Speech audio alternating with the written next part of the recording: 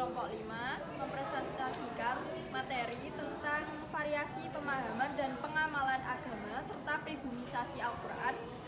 Dan sebelumnya kami perkenalkan diri, saya Alia Selvina Villa dengan NIM V0723007. Saya Laura Aulia dengan NIM V072305. Saya Anova Nurlaila Muslimah dengan NIM V07230009. Saya Yunita Adindasiwi dengan NIM V07230085. Mata kuliah Pendidikan Agama Islam, dosen pengampu Dr. Habibi Muhammad Lutfi, SSMU, Program Studi Manajemen Administrasi, Universitas 11 Maret.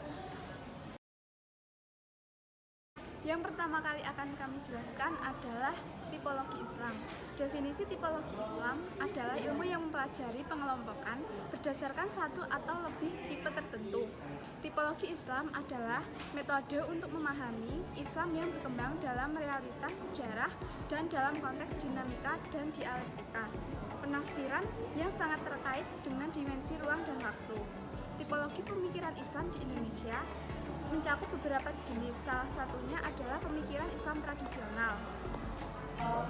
Tipologi Islam mencakup beberapa, yaitu ilmu keislaman, epistemologi, dan aliran.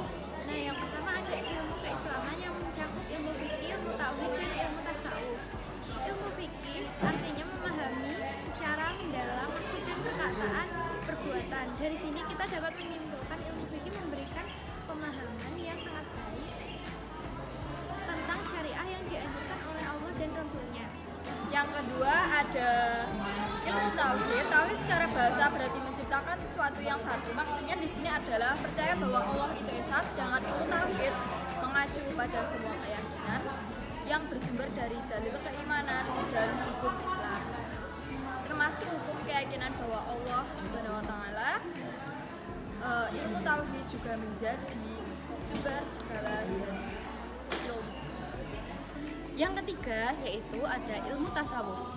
Pengertian tasawuf sendiri adalah dari segi istilah atau pendapat para ahli merujuk kepada 3 sudut pandang, yaitu sudut pandang manusia sebagai makhluk terbatas, manusia sebagai makhluk yang harus berjuang, dan manusia sebagai makhluk yang bertuhan. Yang kedua yaitu epistemologi. Epistemologi memuat epistemologi bayani, burhani, dan irfani. Epistemologi bayani adalah suatu epistemologi yang mencakup disiplin-disiplin ilmu yang berpangkal dari bahasa Arab, yaitu fiqh, nahnus, fiqh, kalam, dan balahah.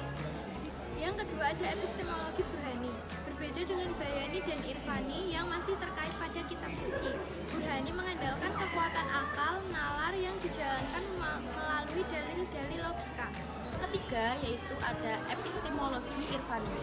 Makna ilmu irfani dalam konteks pemikiran Islam adalah mendekati agama-agama pada tataran hakikat dan hakikat spiritualnya, serta mengembangkan dengan penuh kesadaran akan pengalaman keagamaan orang lain atau otherness yang kesewenang-wenangan dan perwujudannya berbeda-beda, namun mempunyai sifat yang berbeda. Kurang isi dan esensinya banyak hal yang sama. Berikutnya ada aliran yang meliputi tradisional, konservatif, modernisasi, moderat, substantif, fundamentalis, dan liberal. Pengertian tradisional yaitu lalu ada konservatif dan modernisasi. Kemudian ada moderat, fundamentalis, dan substantif. Dan yang terakhir ada liberal. Definisi pribumisasi Islam. Abdurrahman Wahid memberikan definisi pribumisasi Islam sebagai sebuah kesadaran akan perlunya memupuk pengembangan akar-akar budaya lokal. Menurut pandangannya, agama Islam dan budaya memiliki independensasi masing-masing, tapi keduanya memiliki wilayah tumpang tindih. Hal ini dapat dibandingkan terhadap independensasi antara ilmu pengetahuan dan filsafat. Orang tak dapat berfilsafat tanpa ilmu pengetahuan, tetapi tak dapat dikatakan bahwasanya ilmu pengetahuan ialah filsafat. Selanjutnya, peribumisasi Islam mencakup masa awal, problem, dan solusi. Masa awal peribumisasi Islam yaitu interrelasi antar agama dan budaya, proses evolutif, dan Islam sufi yang dominan. Problem peribumisasi Islam yaitu penolakan modifikasi agama, revivalis, purifikasi, dan radikalisme, dan teorisme. Solusi peribumisasi Islam adalah penolakan radikalisme agama, peribumisasi spiritualitas dan kearifan lokal, dan pendekatan saintifik dan komprehensif.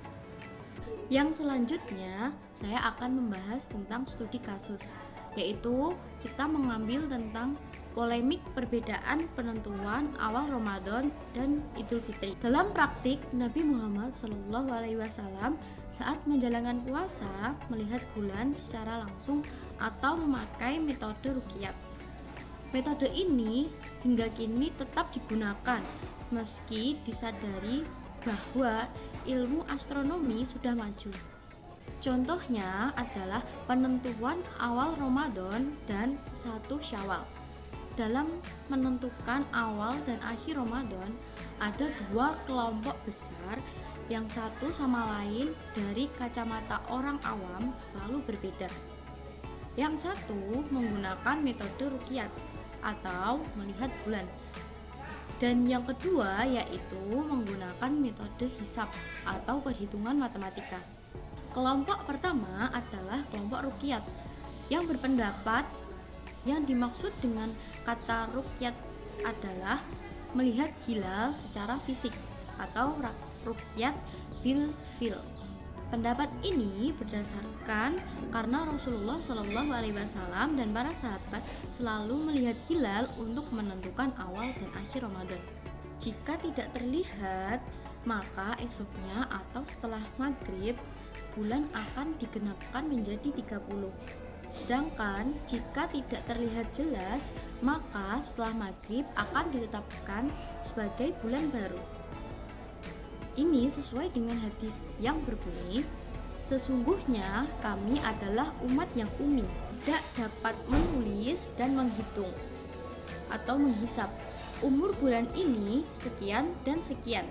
Hadis riwayat muttafaq alaih.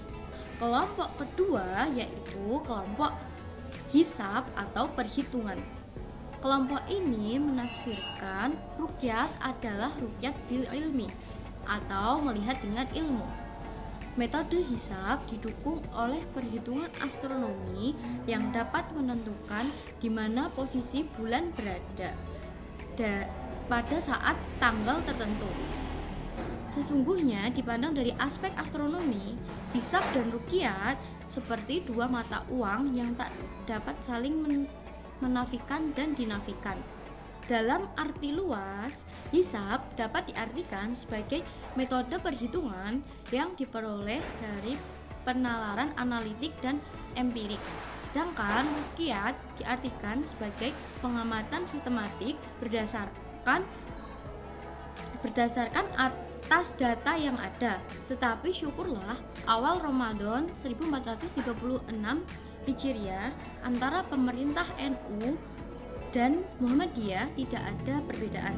Melalui sidang isbat yang dilakukan Kementerian Agama pada hari Selasa 16 Juni 2015 menetapkan bahwa awal Ramadan 1436 Hijriah jatuh pada hari Kamis tanggal 18 Juni 2015. Membicarakan moderasi Islam tidak akan lepas dari membicarakan Islam radikal, dan dalam hal ini tidak menjadi perdebatan di kalangan para ulama. Meskipun demikian, Islam di kalangan tertentu, istilah Islam moderat dari kelompok sendiri ada yang menolaknya. Islam moderat merupakan bagian dari ajaran Islam yang universal. Al-Quran maupun hadis banyak memaparkan pentingnya akan sikap moderat. Problem penolakan modifikasi agama, proses pribumisasi Islam di Indonesia tidak selalu berjalan mulus. Dan terdapat situasi di mana beberapa kelompok masyarakat menentang modifikasi agama atas asimilasi budaya yang terlibat dalam penyebaran Islam.